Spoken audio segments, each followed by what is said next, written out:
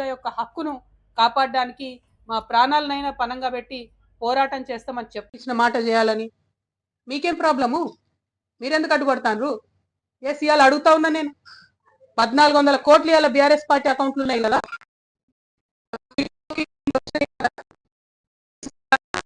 ఆంధ్ర కాంట్రాక్టర్లు ఇచ్చినాయి కదా, పంచండి. అవినీతి సొమ్ము అంతా కూడా అమరవీరుల కుటుంబాలకు పంచండి. కుటుంబానికి ₹1 పంచండి.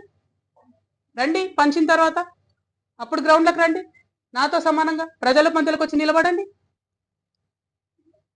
ఇలా ఒంటరిగా నేను పోరాటం చేస్తుంటే మీరందరూ డబ్బులు పెట్టుకొని వచ్చినటువంటి అనేకమైనటువంటి అవినీతితో వచ్చినటువంటి అనేకమైన అంశాలను పెట్టుకొని నన్ను ఇబ్బంది పెడతారని.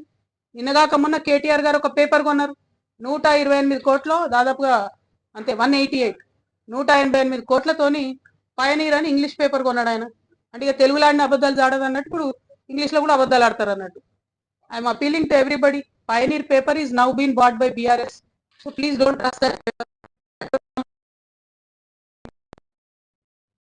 ఇది పత్రికలు కొంటాం, యూట్యూబ్ ఛానల్ కొంటాం. ప్రజాబలం ఉండాలి, గుండె ధైర్యం ఉండాలి, ధనబలం ఉంటే ప్రదర్శించుకోండి అవసరమైన కాడ. మొన్న ఇక్కడికి వస్తే కూడా ఫ్లైట్లో వచ్చిపోయారేమో కదా, హెలికాప్టర్లలో వచ్చిపోండి. మేము సామాన్యులం, మేము కార్లలో పోతున్నాం. పాయింట్ అది కాదు. పాయింట్ ఏంటంటే ప్రజల మీద, ప్రజా సమస్యల మీద పోటీ పెట్టుకోండి మాతో. మా కాళ్ళలో కట్టెలు పెడితే ఏమొస్తుంది? వెనకంగా పోయి ఎప్పటికన్నా మాతోనే వచ్చి చేరుతుంది. చెప్తా ఉన్నా, ఇవాళ నా కంఠంలో ప్రాణం ఉన్నంత వరకు, నా కంఠంలో ప్రాణం ఉన్నంత వరకు మళ్ళా బీఆర్ఎస్ పార్టీతో చేరేదే లేదు, జత కట్టేదే లేదు. ఎందుకు చెప్తున్నా అంటే బాధతో చెప్తున్నానే. మళ్ళీ చెప్తున్నా, పర్సనల్ గా నేను ఎంత హ్యూమిలేషన్ గురైనా ఒక్క విషయం కూడా నేను బయట చెప్పలేదు, చెప్పను. రాజకీయంగా